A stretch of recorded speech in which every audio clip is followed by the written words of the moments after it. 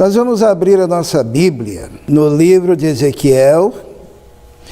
Nós estamos fazendo uma série de mensagens sobre Ezequiel e já estamos, olha, no capítulo 34, hein? Diversos assuntos já foram tratados e hoje nós vamos falar especificamente sobre o capítulo 34, que trata dos pastores, né? Então nós temos aqui, a primeira mensagem foi essa: características do verdadeiro profeta. Nós encontramos isso lá no livro do profeta Ezequiel, né?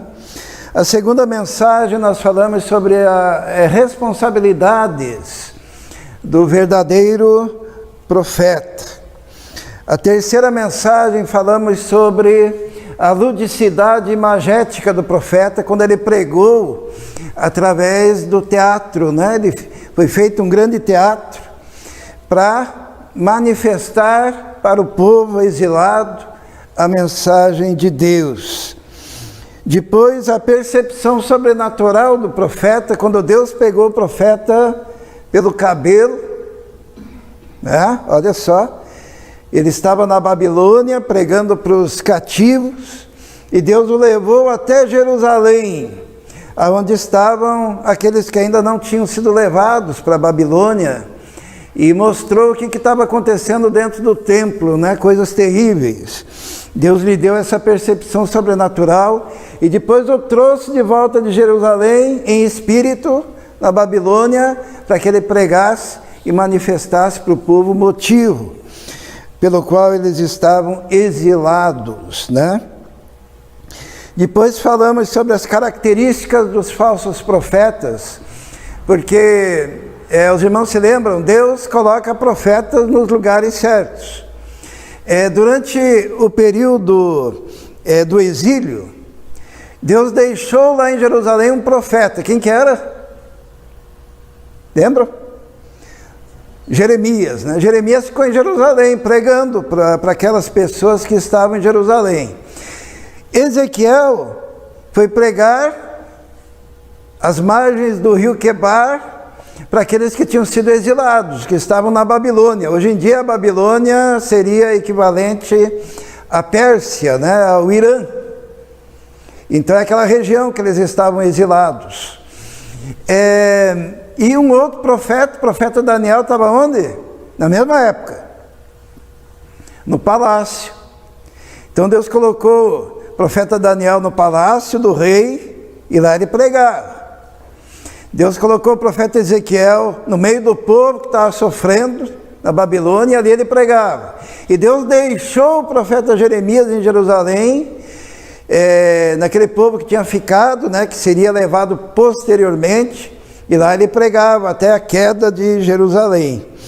Mas no meio desses profetas, tinha o que? Os falsos profetas, que também profetizavam. E daí, para discernir a voz do profeta de Deus e dos falsos profetas, nós falamos sobre isso, né? E hoje, nós vamos falar sobre esse assunto. A síndrome dos pastores ególatras. Que nome difícil, né? O que é um ególatra?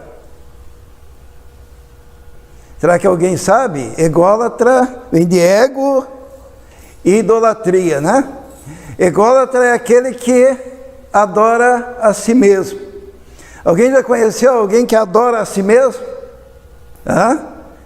Alguém que se ama mais do que Deus, mais do que tudo. Alguém que quer ser o centro do universo.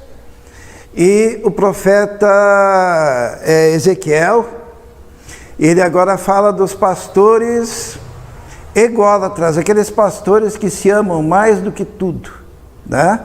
E que adoram a si mesmos mais do que tudo. E por que isso acontecia naquela época? Nós vamos ler o texto então. Diz, antes de ler o texto, pastores autocentrados. E aqueles pastores, diz o profeta Ezequiel, eles pastoreavam quem? Pastoreavam a si mesmos. Olha que coisa terrível, né? Um pastor que pastoreia a si mesmo. E Deus pergunta, não deveriam os pastores apacentar as ovelhas? Como que eles estavam pastoreando a si mesmos? Então, antes de nós entrarmos no texto, nós precisamos esclarecer o que significa pastor, no contexto de Ezequiel. Significa todo aquele que tem um cargo de direção, todo aquele que tem uma função aonde ele conduz pessoas. Então aqui pastores significam os líderes espirituais, mas também significa os governantes, os reis, também significam esses pastores os juízes daquela época. Então a liderança do povo, seja a liderança política, seja a liderança espiritual, mas todos aqueles que conduziam estavam incorrendo num pecado diante de Deus, que era o pecado do egocentrismo, porque na verdade eles estavam legislando em causa própria, eles estavam governando para si mesmos, eles estavam liderando espiritualmente, mas não o povo, mas para proveito próprio. E Deus pega e diz para o profeta Ezequiel, vai lá e denuncie esses líderes, esses pastores. E serve para nós também, né? Quando a gente usa o termo pastor aqui, pode ser os pastores como eu, né? Os pastores das igrejas, os pastores que estão aí no Brasil, os pastores que estão pastoreando pelo mundo afora. E dentre esses pastores também encontram-se pastores ególatras, que adoram a si mesmos. E como que nós podemos então identificá-los, né? O texto diz assim, Ezequiel capítulo 34, versículo 1, diz assim, e veio a mim a palavra do Senhor, dizendo, filho do homem, está se referindo ao profeta Ezequiel, né?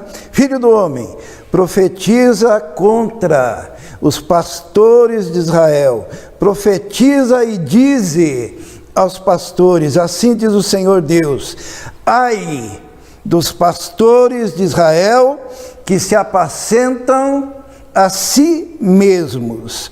Não devem os pastores apacentar as ovelhas? O profeta começa dizendo um ai. Ai significa o quê? Juízo.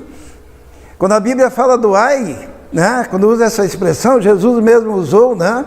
Quando ele se referia aos fariseus, ele dizia, ai de vós, escribas e fariseus, hipócritas, ai de vós. No livro de Apocalipse fala do primeiro ai, do segundo ai, né? Que seriam períodos de juízo de Deus. E aqui quando fala ai dos pastores, significa que eles terão a justa retribuição pelo seu pecado. E qual era o pecado? Era apacentar a si mesmo. Eles eram ególatras. Eles faziam a obra em função de si mesmos. E a pergunta, não devem os pastores apacentar as ovelhas? O que significa apacentar a si mesmo? O profeta também nos diz o que significa, né? Porque o profeta diz assim, ó, esses pastores que apacentam a si mesmo, eles estão comendo a gordura, estão se vestindo da lã das ovelhas, mas não estão apacentando as ovelhas. Isto é, os pastores que apacentam-se a si mesmos, eles olham a ovelha como uma fonte de lucro. Eles olham a ovelha como uma fonte de recursos que ele angaria para si mesmo, porque ele não está preocupado com a ovelha, mas ele está preocupado com si mesmo. Então o profeta diz, vocês estão comendo a gordura e vocês estão se vestindo da lã. Eu coloquei aqui o que isso pode significar, né? Comer da gordura é se fartar, né? E tem muita gente se fartando às custas da pobreza. às custas da necessidade do povo de Deus, daquele rebanho que Deus confiou, mas que o indivíduo só consegue olhar e ver como que ele pode levar vantagem em relação a isso. E se vestir da lã significa ele estar lá ostentando um visual excelente à custa do sofrimento das suas ovelhas. E muitas vezes não apacentando as ovelhas, mas trazendo recursos para si mesmo e para a sua própria família, para os seus próprios filhos. Quantos ministérios que a gente vê que passa de pai para filho, como se fora uma empresa familiar. E o profeta, amando de Deus, ele diz: ai daqueles que pastoreiam a si mesmos, querendo vantagens disso. Comeis a gordura, vos vestis da lã, matai o cevado, mas não apacentais as ovelhas. Como reconhecer um pastor ególatra? Agora a gente já sabe o que é ególatra, né? Como reconhecê-lo? Primeira coisa, a opção que ele faz. A opção do pastor ególatra, ele faz uma opção pelos fortes e não pelos fracos. Porque nada melhor do que uma igreja forte, né? Uma igreja forte financeiramente, uma igreja onde o povo está bem estruturado, né? Mas como é difícil quando o pastor tem que se deslocar e ir atrás daquele que está passando fome, daquele que está em frangalhos, né, esfarrapado na rua, aquele que está prestes a cometer suicídio. Eu nunca me esqueço das filhas do pastor Brasil, acho que eu não sei qual que me falou, que diz que de vez em quando o pai dela recebendo de madrugada uma ligação de alguém dizendo que está se suicidando, né? Eu vou me suicidar, né? E o verdadeiro pastor, o que ele faz? Ele vai atrás dessa ovelha, ele vai atrás dessa pessoa, ele vai lá aconselhar, ele vai lá orar, ele vai dar o abraço, ele vai dar o apoio. Porque a função pastoral é pastorear, é cuidar, né? Agora o falso pastor, ele opta pelos fortes.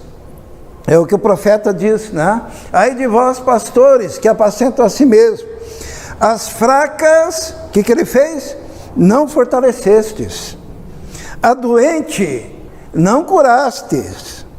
A quebrada, não ligastes. A desgarrada, não tornastes a trazer. A perdida, não buscastes, mas dominais sobre elas com rigor e dureza. Irmãos, eu sempre comento aqui que hoje em dia a gente tropeça em pastor, né? É pastor em cada esquina, é pastora, né? É gente para tudo quanto é lado. Você pergunta o que você é, eu sou pastor, né? E tem pastor, e tem igreja que a pessoa chega na igreja, mal chega, ele é consagrado pastor. Mas eu quero dizer o seguinte, né? Que nos 5 dons ministeriais que aparecem lá em Efésios, no capítulo 4, né, que são apóstolos, profetas, evangelistas, pastores e mestres, o mais difícil é do pastor, porque o pastor, ele sente o sofrimento da ovelha. O pastor, quando vê a ovelha fraca, ele quer fortalecer aquela ovelha. O pastor é capaz de deixar de comer para alimentar aquela ovelha. O pastor é aquele que arranca a roupa do corpo, a sua blusa, e coloca em volta daquele mendigo que está passando frio no meio da rua. O pastor é aquele que anda lugares perigosos para trazer aquela ovelha que se desgarrou, trazer de volta, mesmo sob o perigo da sua própria vida. O pastor é aquele que ama o perdido e que vai atrás do perdido, e que nesse sentido segue o exemplo de Jesus, que Jesus deixou o esplendor da sua glória, e ele, como sumo pastor, veio a esse mundo para morrer. E morrer por quem? Morrer pelo perdido, morrer pelo doente. O Senhor Jesus mesmo disse assim, que não são os sãos que precisam de médico, mas são os enfermos. E por isso Jesus vivia no meio do povo, Jesus não vivia na elite, Jesus vivia ali entre ladrões, prostitutas, pecadores, buscando aquele que estava ferido, aquele que estava quebrado, quebrantado, destruído interiormente. E aqui o profeta ele está dizendo assim, em nome do Senhor: olha, vocês não fortaleceram as fracas, vocês não curaram as doentes, vocês não foram atrás daquela que está quebrada para restaurar, a desgarrada, vocês não fizeram aquele esforço de ir atrás e buscar a perdida.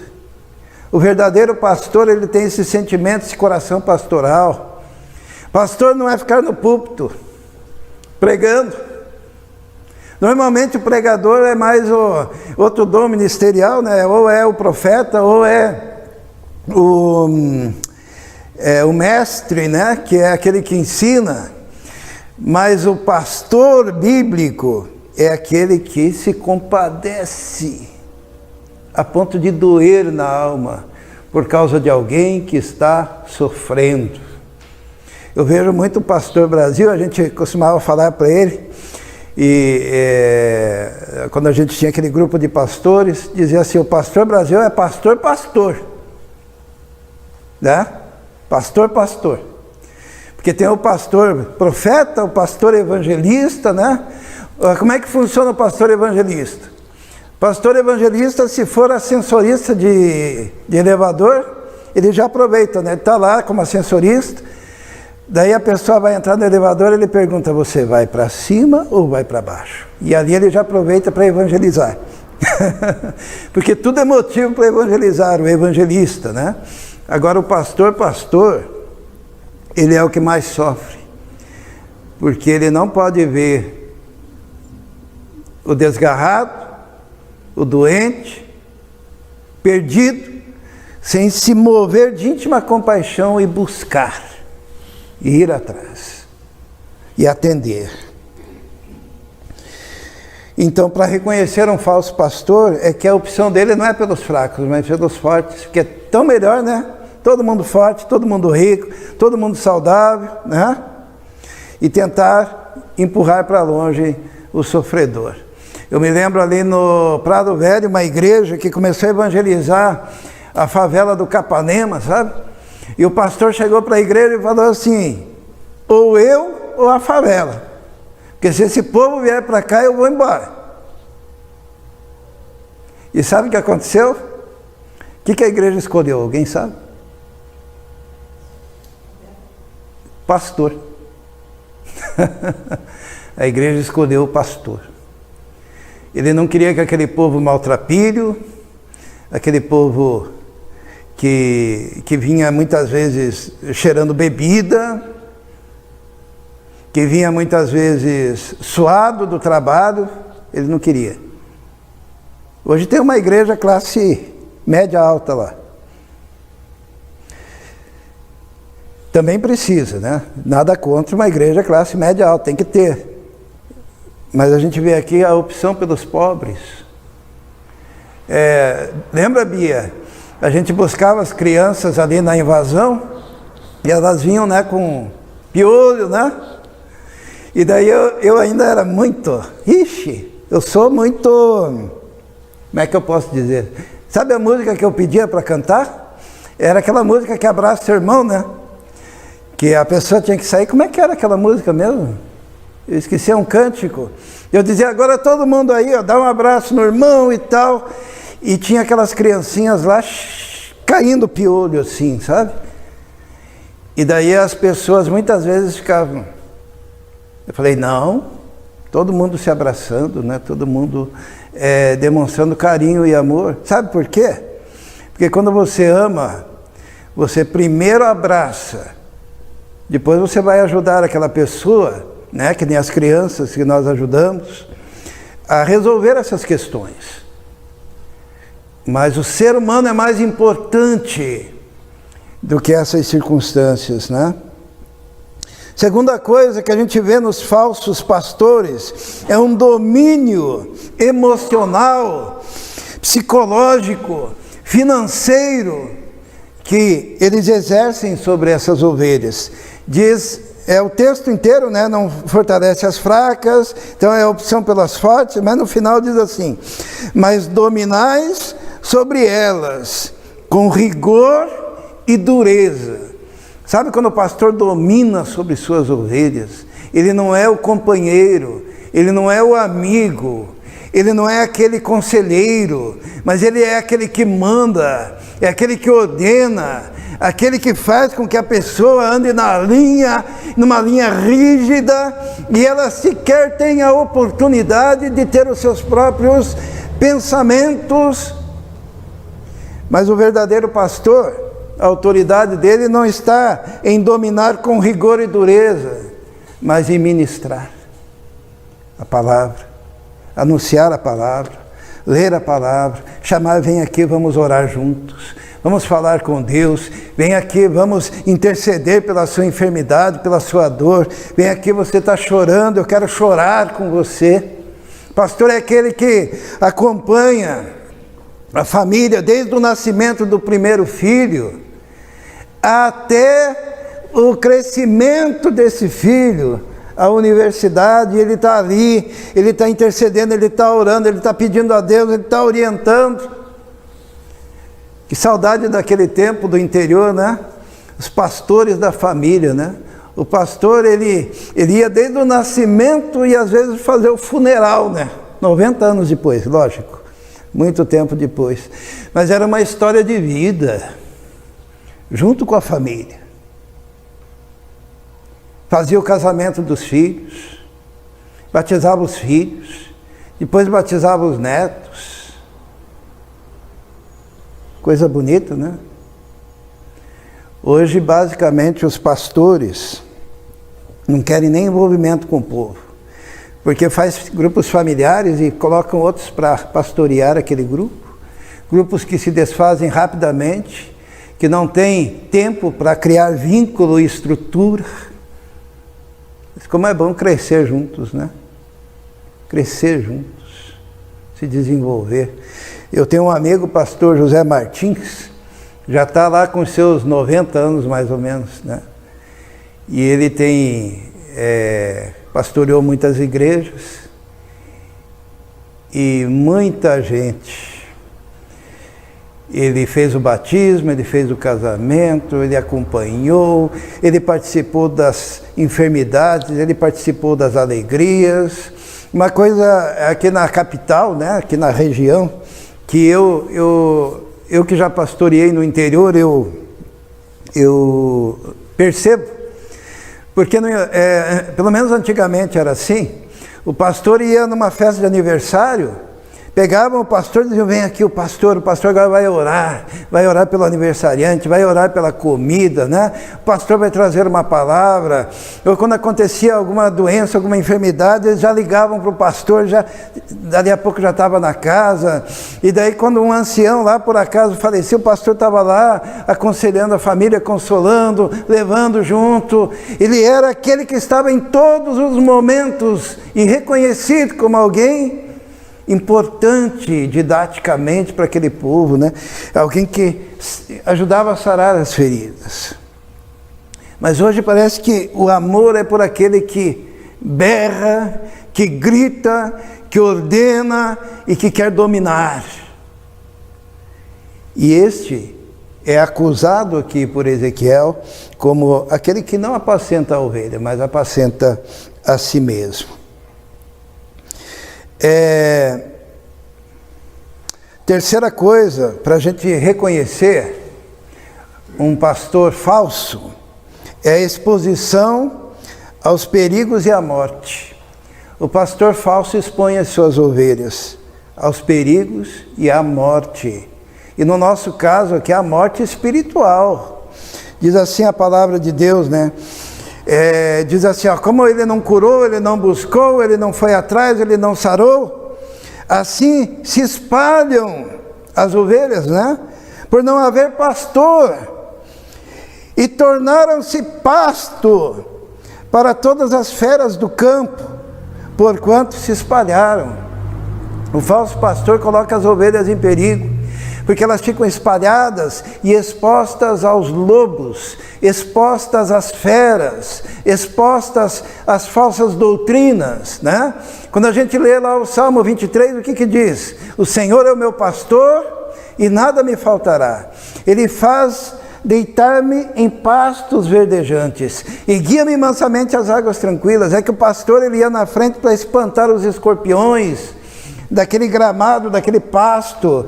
Ele ia na frente para tirar aquele veneno que poderia estar ali no meio do pasto.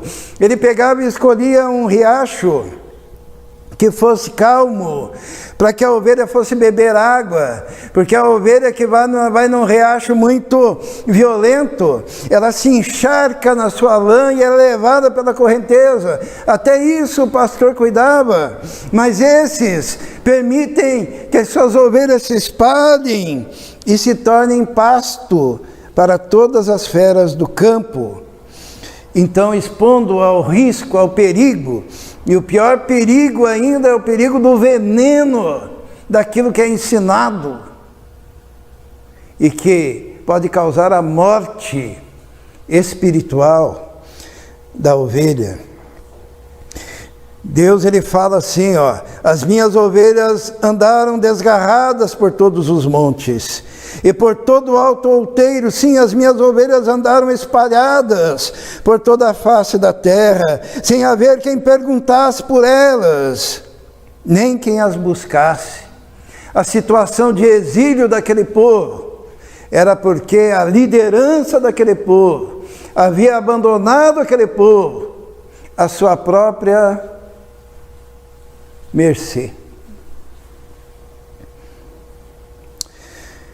Agora, quais são as ações de Deus contra os pastores ególatras? Vamos ver isso. O que Deus vai fazer, né? Primeira coisa, não se iludam.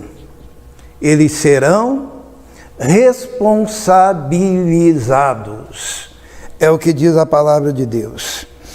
Eles serão responsabilizados. Diz a palavra assim: das suas mãos demandarei as minhas ovelhas. Vamos ler, diz assim: portanto, ó pastores, ouvi a palavra do Senhor. Vivo eu, diz o Senhor, que, porquanto minhas ovelhas foram entregues à rapina, e as minhas ovelhas vieram a servir de pasto a todas as feras do campo, por falta de pastor, e os meus pastores não procuraram minhas ovelhas, e os pastores apacentaram a si mesmos, e não apacentaram as minhas ovelhas. Portanto, ó pastores, ouvi a palavra do Senhor. Assim diz o Senhor Deus: eis que eu estou contra os pastores, das suas mãos demandarei as minhas ovelhas, e eles deixarão de apacentar as ovelhas. Os pastores não se apacentarão mais a si mesmos, e livrarei as minhas ovelhas da sua boca, e não lhes servirão mais de pasto. Mas a palavra que eu quero frisar aqui, ali, ó: das suas mãos demandarei as minhas ovelhas. O que é uma demanda? É quando o Senhor vai chamar esses indivíduos e vai requerer deles a responsabilidade do abandono das ovelhas do Senhor. Porque, em primeiro lugar, um pastor tem que entender que as ovelhas são de quem? São do Senhor. Ele está ali como um homem ungido, chamado, porém ele está cuidando da ovelha do Senhor, e o Senhor vai requerer isso das suas mãos. Segunda coisa, o próprio Deus, como Deus é bom, né? Cumprirá a missão negligenciada por eles. Às vezes a gente pensa assim, que Deus nos abandonou então nas mãos desses lobos, porque a Bíblia diz assim: livrarei as minhas ovelhas da sua boca. Isso é, Deus está identificando esses pastores como lobos que comem as ovelhas, né? Mas Deus cumprirá a missão negligenciada por eles. Daí o Senhor diz assim: porque assim diz o Senhor Deus: eis que eu mesmo procurarei pelas minhas ovelhas e as buscarei, como o pastor busca o seu rebanho, no dia em que está no meio das suas ovelhas dispersas. Assim buscarei minhas ovelhas, livrá-las-ei de todos os lugares por onde andam espalhadas no dia nublado e de escuridão. Quando que se cumpriu essa profecia, alguém sabe?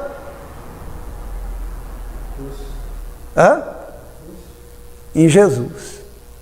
Quando Deus fala, eu mesmo vou buscar as minhas ovelhas. O que Ele manda? Muitos anos depois, no Novo Testamento, Ele manda o sumo pastor, Jesus, o verdadeiro pastor. O apóstolo Pedro diz que Ele é o pastor e bispo das nossas almas. Ele manda Jesus. Isso se cumpre. E a gente vê também que Ele diz o que fará. Tirá-las-ei dos povos, e as congregarei dos países, e as trarei à sua própria terra, e as apacentarei nos montes de Israel, junto aos rios e em todas as habitações da terra. Então isso se cumpre, lembram-se do census plenior, que eu falei? Isso se cumpre na nação de Israel, que é chamada de todos os lugares e recolocada lá na sua terra, mas se cumpre também na vinda de Jesus, que arrebanha um povo e chama esse povo de igreja do Senhor. E o que Jesus faz? Em bons pastos as apacentarei, e nos altos montes de Israel será o seu aprisco, e ali deitarão num bom redil, e pastarão em pastos gordos nos montes de Israel. Eu mesmo, diz o Senhor, apacentarei as minhas ovelhas e eu as farei repousar, diz o Senhor Deus. E olha só o que o Senhor faz. Todo pastor deveria olhar para esse texto, que Deus dá o exemplo aqui. A perdida buscarei, a desgarrada tornarei a trazer, a quebrada ligarei, a enferma fortalecerei. Esse é o papel do pastor. E o exemplo maior é Jesus. E nós devemos seguir isso. Porque ai dos pastores que apacentam-se a si mesmos, Mas diz também, mas a gorda e a forte destruirei, apacentá-las-ei com juízo. Nós já vamos falar sobre isso.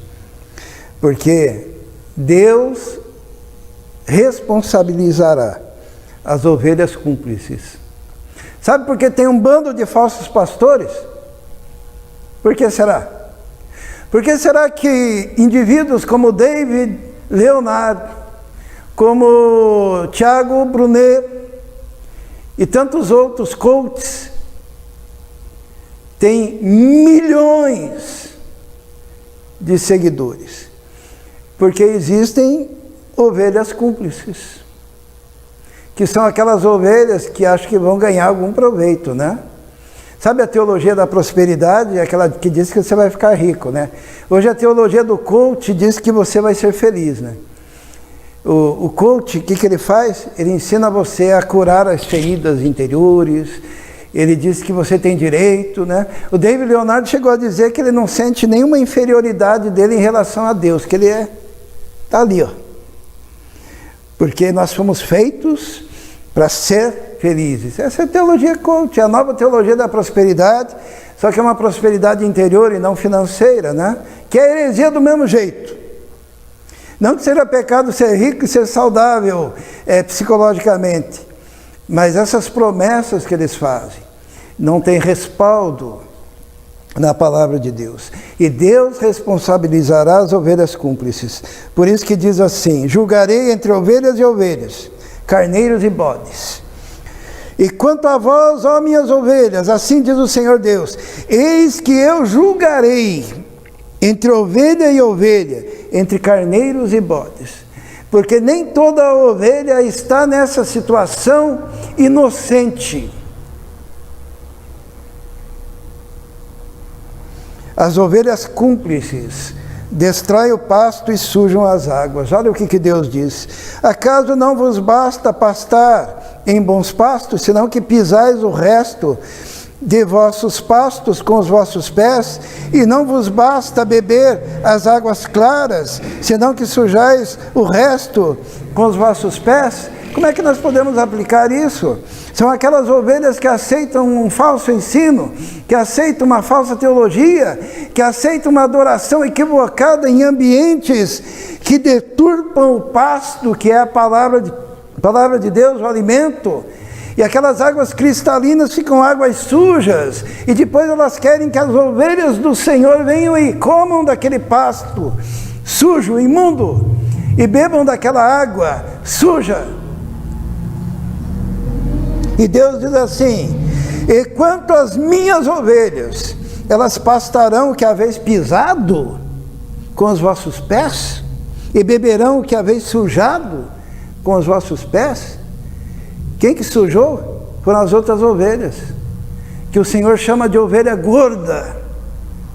Ovelha gorda, a gordura no Velho Testamento é uma analogia, uma metáfora para o orgulho.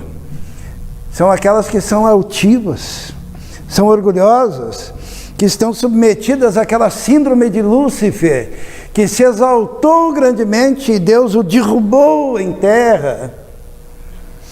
E o Senhor diz: as minhas ovelhas, elas não vão pastar nessa teologia suja e nessas águas movidas com barro que vocês querem oferecer. Pastores ególatras se associam a ovelhas ególatras.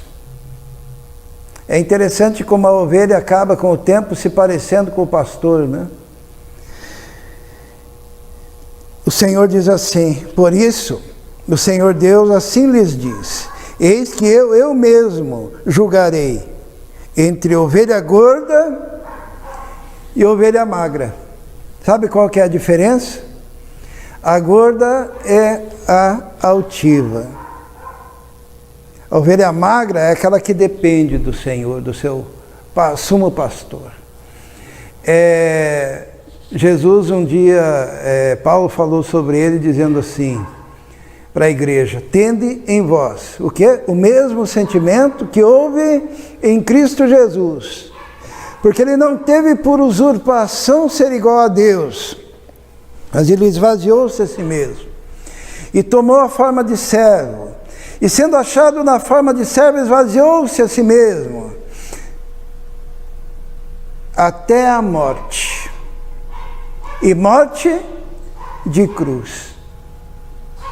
Tende em vós o mesmo sentimento.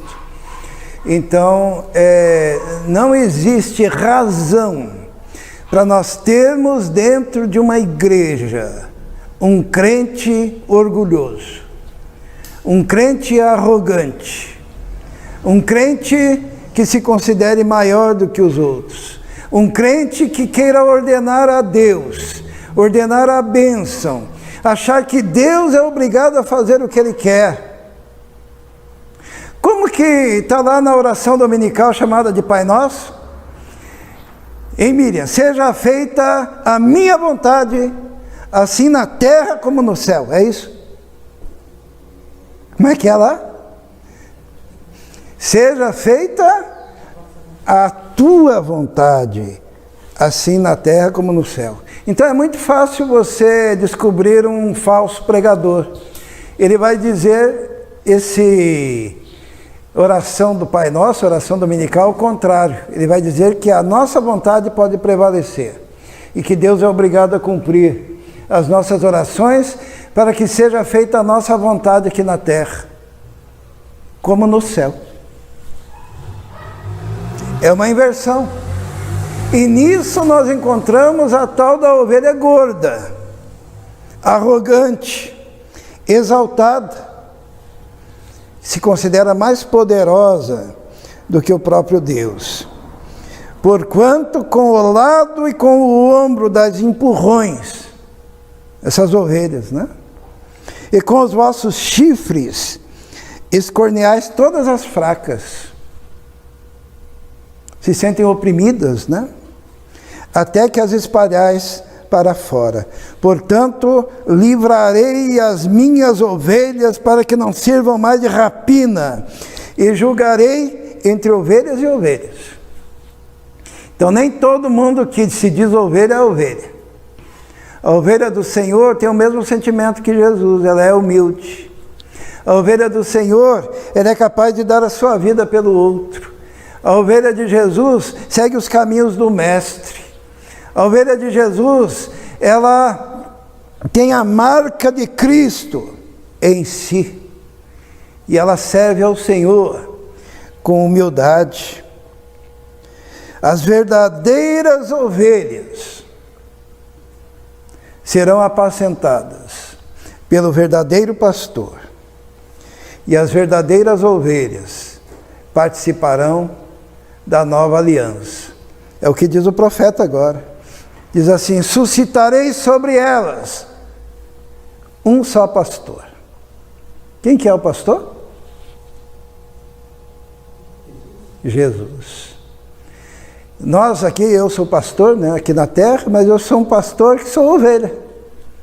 Eu sou uma ovelha que foi colocada aqui para liderar o rebanho, mas Ele é o meu pastor. O Senhor é o meu pastor. A gente sempre tem que olhar a cruz do Senhor. Imagine o Senhor Jesus lá na cruz, tá? Aos pés da cruz, todo mundo está nivelado. Aos pés da cruz, todos somos ovelhas. Daí Deus concede dons, talentos, chama alguns para o ministério, mas somos todos ovelhas. Só que Jesus é o pastor de todos nós. E a profecia diz que Ele suscitaria um único pastor, um só pastor, para apacentar. E Ele chama esse pastor de meu servo Davi. Davi já tinha morrido há muito tempo, né? Mas Ele chama de meu servo Davi porque Jesus é da família de Davi. Então, Jesus é o filho de Davi, que veio a este mundo para ser o nosso sumo pastor. E diz assim: e eu, o Senhor, lhe serei por Deus, e o meu servo Davi será príncipe, se referindo ao Senhor Jesus. No meio delas, eu, o Senhor, o disse, e farei com elas uma aliança. Irmãos, se você ainda não faz parte da nova aliança, você está perdido. O que é a nova aliança? A nova aliança é aquela aliança da cruz, que Jesus morreu e ressuscitou. A nova aliança a gente celebra na ceia do Senhor, né? Quando a gente pega o cálice e diz assim: este é o cálice da nova aliança, no meu sangue, fazei isso em memória de mim. Se você não passou pelo sangue de Cristo, você está na velha aliança, você está perdido. Você precisa do sumo pastor. Você precisa da nova aliança. Você precisa andar com o Senhor. Farei com eles uma aliança de paz, acabarei com as feras da terra, e habitarão em segurança no deserto, e dormirão nos bosques. E delas, e dos lugares ao redor do meu outeiro, farei uma bênção. Olha a promessa quando a gente tem Jesus como nosso pastor. E farei descer chuva a seu tempo, chuva de bênçãos serão. E as árvores do campo darão seu fruto, e a terra dará sua novidade. Estarão seguras na sua terra, e saberão que eu sou o Senhor, quando eu quebrar as ataduras do jugo, e as livrar das mãos dos que se desviam delas. E não servirão mais de rapina aos gentios. As feras da terra nunca mais as devorarão. E habitarão seguramente, e ninguém haverá que as espante. E lhes levantarei uma plantação de renome, e nunca mais serão consumidas pela fome da terra, nem mais levarão sobre si o opróbrio dos gentios. Saberão, porém, que eu, o Senhor seu Deus, estou com elas, e que elas são o meu povo, a casa de Israel, diz o Senhor Deus. Vós, pois, ovelhas minhas, ovelhas do meu pasto, homens sois, porém eu sou o vosso Deus, diz o Senhor Deus. Que coisa maravilhosa, né? Quando a gente recebe o Senhor, nós somos ovelhas do Senhor, ovelhas do pasto do Senhor. Somos homens que são apacentados pelo Senhor. É o maior privilégio que podemos ter, sermos cuidados pelo Senhor. Agora, eu gostaria de concluir dizendo que tem uma responsabilidade aí, né? Você sempre deverá filtrar o que o pregador diz na verdadeira palavra do Senhor, que é o alimento genuíno, é o leite espiritual, é aquilo que pode salvar. E toda a palavra de Deus conduz tão somente a Jesus. Sem Jesus nós não temos nada. Sem Jesus estamos como ovelhas perdidas, longe do aprisco. Vamos orar. Senhor, muito obrigado pela Tua palavra, muito obrigado porque o Senhor é o nosso pastor.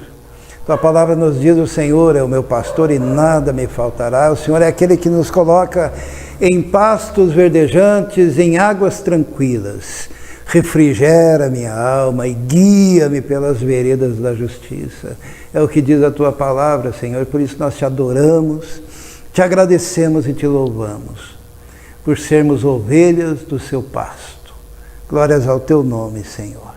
Em nome de Jesus. Amém. Nós vamos ouvir uma canção, vou convidar a Vitória. É uma canção que trata justamente do cuidado pastoral, do verdadeiro pastor, daquele que dá a vida pelas ovelhas.